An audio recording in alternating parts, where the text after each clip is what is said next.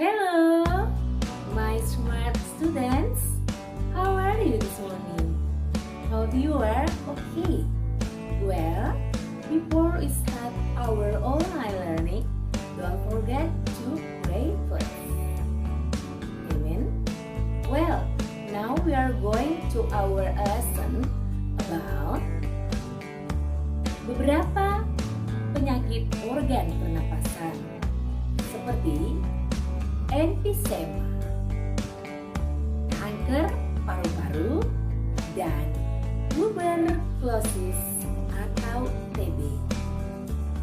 Baik, mari kita belajar bersama.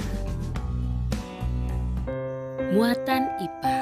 Tujuan pembelajaran peserta didik mampu memahami penyakit organ pernapasan.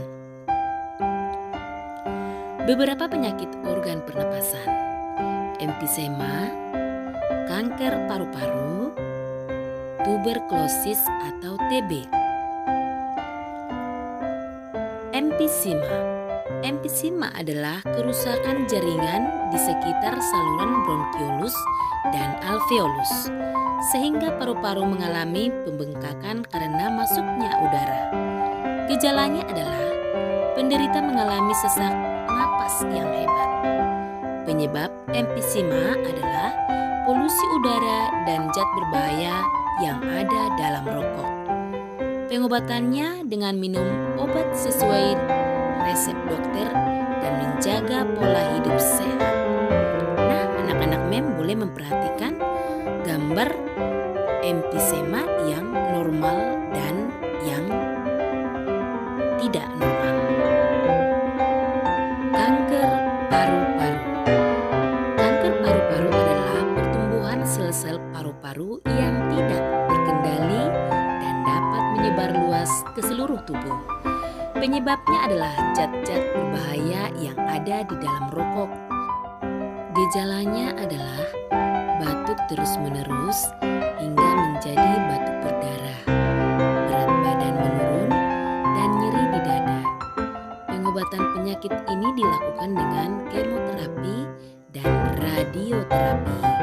Perhatikan gambar healthy lung and lung cancer.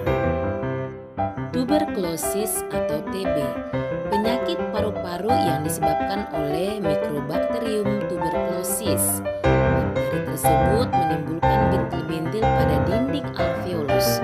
Jika penyakit ini menyerang dan disebarkan semakin luas, dapat menyebabkan sel-sel pada paru-paru mati. Akibatnya paru-paru akan menguncup atau mengecil. Gejala TB adalah penderita mengalami napas yang terengah-rengah, demam, keringat di malam hari, dan berat badan turun.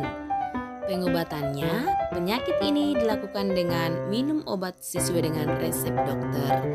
Nah, di sini ada gambar paru-paru kita ya, yang paru-paru normal dan TBC. Muatan IPS. Tujuan pembelajaran peserta didik dapat memahami pengaruh kegiatan ekonomi terhadap kesejahteraan masyarakat. Kegiatan ekonomi ada 3, yaitu 1. Produksi.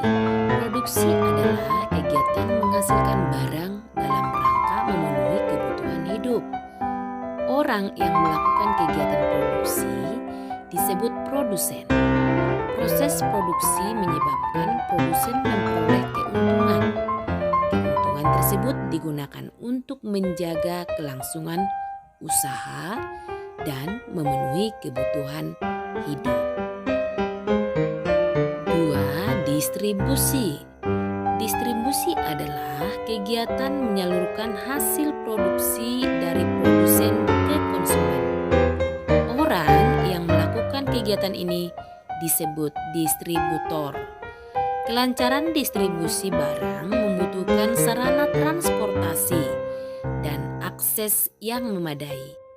Tujuannya agar hasil produksi dapat segera sampai ke konsumen dengan cepat dan tepat. Nah, transportasi tersebut boleh melalui darat, udara. 3. Konsumen.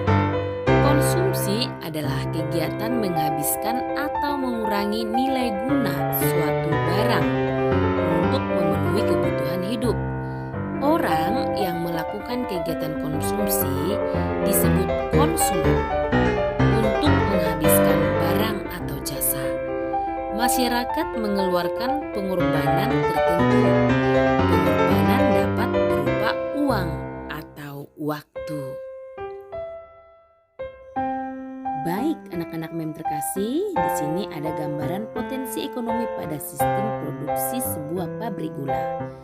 Kita perhatikan mulai dari bahan baku serta tenaga kerja, kemudian mesin untuk mengolah tebu, dan output gula hingga di distributor ya, hingga mengarah ke konsumen. Baik anak-anak mem, boleh diperhatikan gambar yang ada dalam video pembelajaran kita hari ini.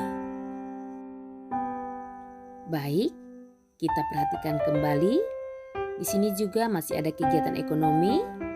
Nelayan menangkap ikan, kemudian pelelangan ikan, dilanjutkan dengan ikan diangkut ke kota, terus ikan dimasukkan ke pasar ikan, kemudian akan dibeli oleh warga atau masyarakat hingga diolah menjadi hidangan. Jadi ikan berada di atas meja untuk siap dikonsumsi. Baik anak-anak mem, sekian pembelajaran kita hari ini. Semoga pembelajaran